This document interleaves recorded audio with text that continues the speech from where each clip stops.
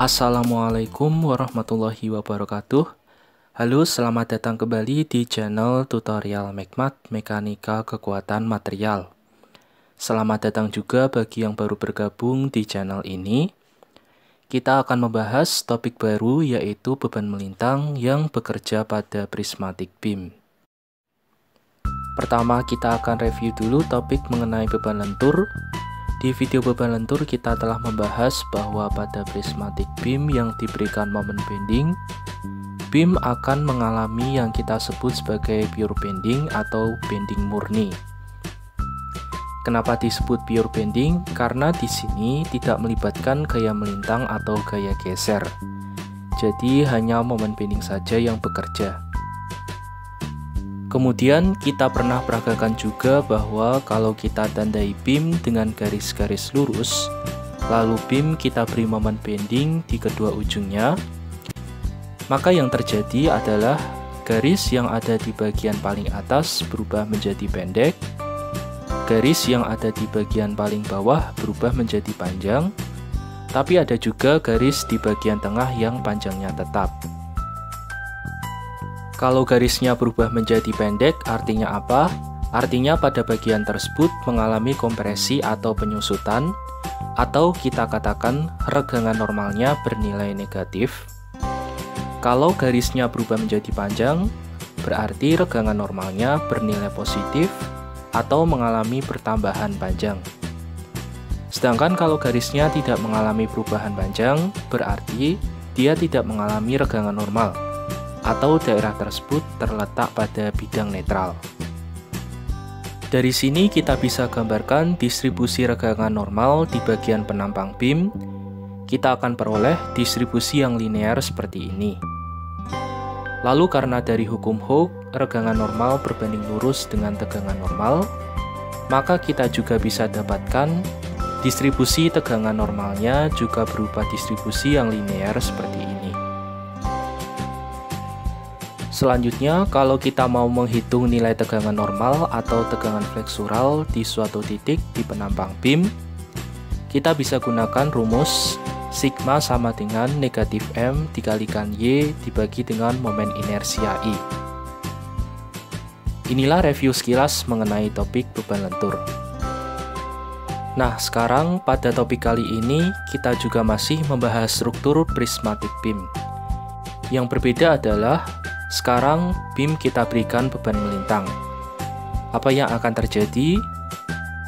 Beam juga akan mengalami fenomena bending, khususnya kita sebut sebagai ordinary bending atau non-uniform bending. Bedanya apa dengan kasus pure bending? Di kasus pure bending tadi, hanya terjadi bending murni tanpa melibatkan gaya melintang. Maka di sepanjang beam akan bekerja tegangan normal atau istilah populernya yang sering kita kenal adalah tegangan fleksural. Nah, kalau di ordinary bending, beam akan mengalami dua fenomena sekaligus. Apa itu? Yaitu ada bending dan ada geser. Dari mana bending? Ini jelas kita dapatkan dari momen bending yang dihasilkan oleh perkalian antara gaya lintang dengan lengan momen. Ada gaya lintang W dikalikan dengan panjang lengannya dari poros atau tumpuan. Oke. Kemudian dari mana fenomena geser? Yaitu dari gaya lintang itu sendiri. Gaya lintang W ini akan memberikan gaya atau beban pada arah transversal beam. Dia akan berpotongan terhadap sumbu longitudinal dari beam tersebut. Jadi kita simpulkan pada kasus ordinary bending ini, beam akan mengalami dua jenis tegangan, yaitu tegangan normal akibat adanya fenomena bending dan tegangan geser akibat adanya fenomena geser. Oke, kurang lebih konsep awalnya seperti itu. Di video ini kita akan khususkan untuk membahas tentang fenomena gesernya yang terjadi seperti apa dan rumus yang digunakan untuk menghitung tegangan geser. Untuk fenomena bending, pembahasannya sudah kita bahas di materi beban lentur. Oke, kita masuk ke beban melintang.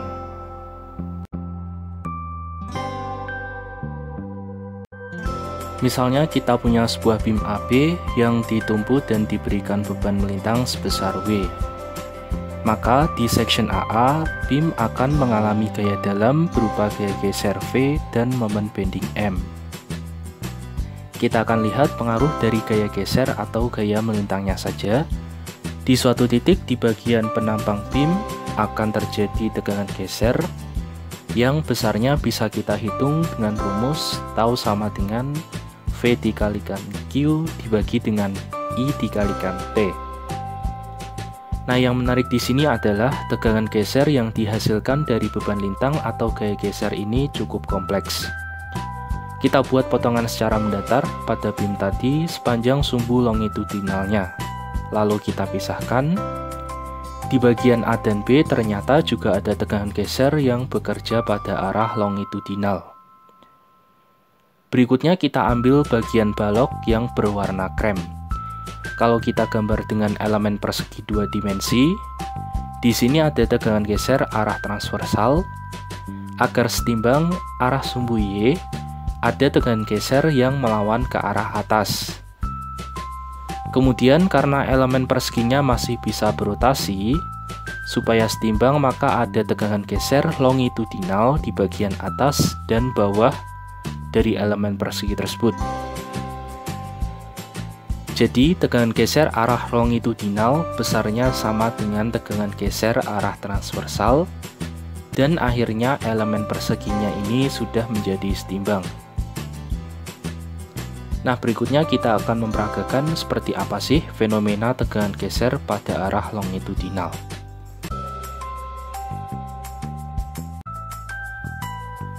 Di peragaan ini saya mengambil gambar dua benda yang sangat mudah kita jumpai di sekitar kita untuk mendemonstrasikan fenomena tegangan geser longitudinal pada BIM.